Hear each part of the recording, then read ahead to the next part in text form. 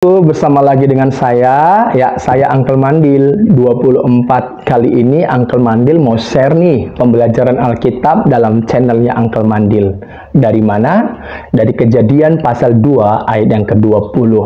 Nah, Uncle Mandil ini dengan tulus mau men-sharekan pembelajaran Alkitab. Siapa tahu saudara mau belajar Alkitab, siapa tahu saudara mau menggali Alkitab, oleh karena saudara rindu ingin untuk mengenal Tuhan Yesus Kristus. Dan Uncle Mandil hanya bisa mengatakan bahwa ketika Uncle Mandil bisa mau belajar Alkitab, Uncle Mandil itu membuka hati. Artinya membuka hati, Uncle Mandil tidak membawa isu-isu dari luar untuk saya paksa kepada Alkitab, tidak. Tapi benar-benar pure, murni bahwa melalui Alkitab Uncle Mandil menemukan sesuatu. Karena Uncle Mandil percaya bahwa Alkitab ini adalah firman Allah yang diilhamkan oleh Allah melalui para penulis. Jadi apa yang diilhamkan oleh Allah itu ditulis oleh para penulis. Makanya dari Kejadian sampai Wahyu tidak ada yang bertentangan, ya. Kenapa tidak ada bertentangan? Karena sumbernya adalah Tuhan Allah, bukan manusia sumbernya, tapi Tuhan Allah. Kalau manusia sumbernya bisa keliru, bisa berbeda, dan bisa kontradiksi. Tetapi kalau Allah sumbernya tidak akan pernah keliru, dan di dalam apa yang Allah ilhamkan, di situ juga menyangkut bisa dikonfirmasi atau bisa dilihat dari sejarah manusia, fakta-fakta yang terjadi, dan tidak bertentangan dengan ilmu pengetahuan alam. Artinya nggak bertentangan dengan alam ini, karena alam ini juga adalah ciptaan dari Tuhan, dan Tuhan Allah menciptakan, menjadikan semuanya dengan teratur, gitu ya. Bukan dengan tidak teratur, tapi dengan teratur. Nah, disitulah kita bisa menemukan bahwa kalau kita buka hati, kita mau belajar Alkitab, saya percaya di situ kita akan menemukan bahwa hidup kita ini kalau bukan karena Tuhan Yesus Kristus, kita nggak tahu karena apa, ya, nggak tahu bisa berdiri sampai sekarang apa tidak. Tapi itu yang Uncle Mandil alami, rasakan.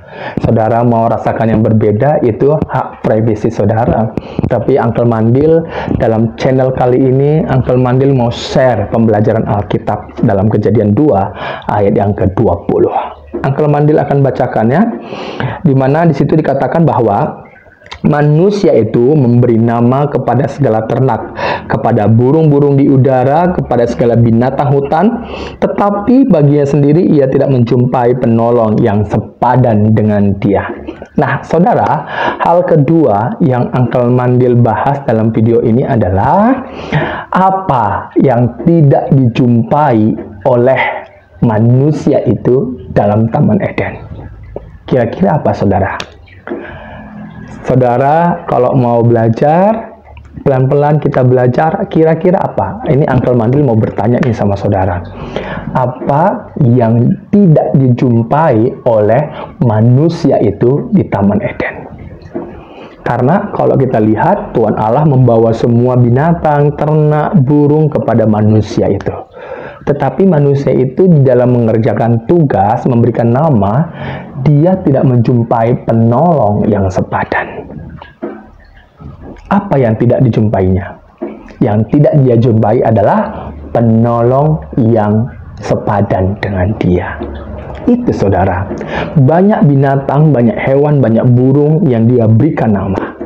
Tetapi tidak ada penolong yang sepadan dia jumpai.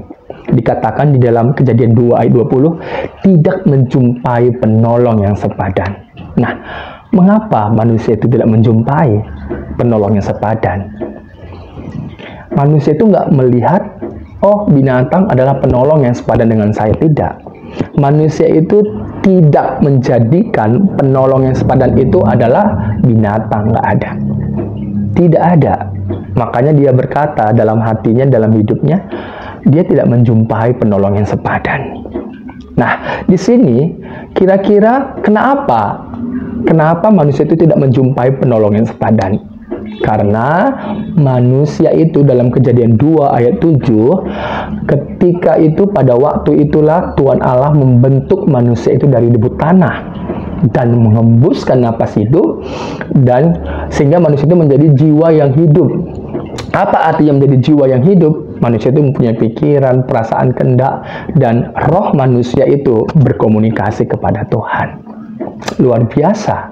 Dan di dalam Kejadian 2, di ayat yang ke-9 sampai yang seterusnya, di situ Tuhan Allah membuat Taman Eden, dan di situ ditempatkannya manusia itu. Saudara, pada waktu ditempatkan manusia itu, baru satu orang, artinya baru Adam saja, tidak ada manusia lain. Wajar, itu sebabnya dia mengatakan dia tidak menjumpai penolong yang sepadan. Manusia itu tidak berkata, aku belum menjumpai. Berbeda ya, kata tidak menjumpai dengan kata belum menjumpai berbeda. Kalau tidak menjumpai, benar-benar tidak ada option lain, tidak ada pilihan lain. Benar-benar karena tidak ada pilihan lain, karena cuma satu saja. Tetapi kalau belum, artinya apa? Artinya ada option-option lain, di mana manusia nanti akan ketemu, tapi nggak tahu kapan, kan gitu waktunya. Itu berbeda artinya dengan tidak menjumpai. Ya, tidak menjumpai berbeda artinya dengan belum menjumpai. Kenapa tidak menjumpai? Karena tidak ada lagi option lain. Sebab manusia itu hanya dia sendiri aja yang baru ada di dalam Taman Eden. Makanya dia berkata, tidak menjumpai penolong yang sepadan. Nah, kalau begitu saudara, dalam 2 Korintus ya, sebelum saya bahas dalam 2 Korintus, apa yang menjadi yang kita dapat dari belajar tidak menjumpai? Nanti di ayat berikutnya, dari Kejadian pasal 2 ayat 20 dan seterusnya, di situ Tuhan Allah membangun seorang perempuan. Artinya benar-benar dalam hal ini adalah Tuhan yang memberikan solusi kepada manusia itu. Kalau kita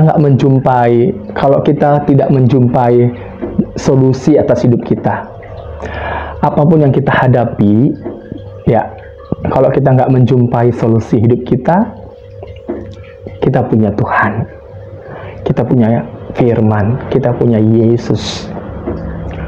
Dia mampu membuat solusi atas hidup saya dan saudara.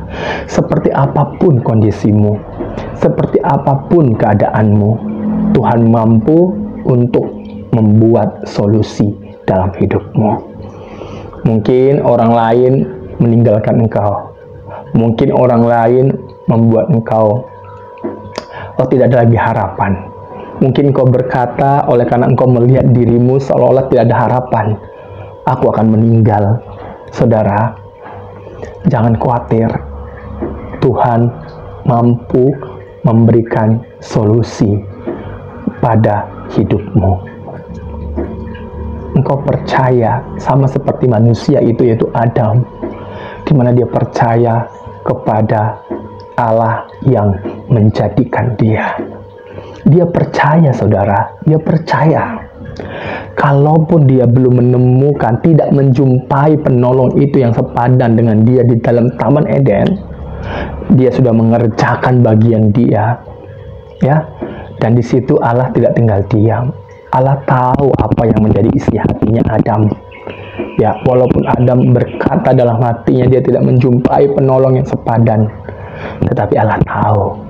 Allah tahu isi hatimu, Allah tahu isi hatiku, Allah tahu isi hati Uncle Mandil. Jangan khawatir, Tuhan tahu apa yang terbaik bagi saya dan saudara.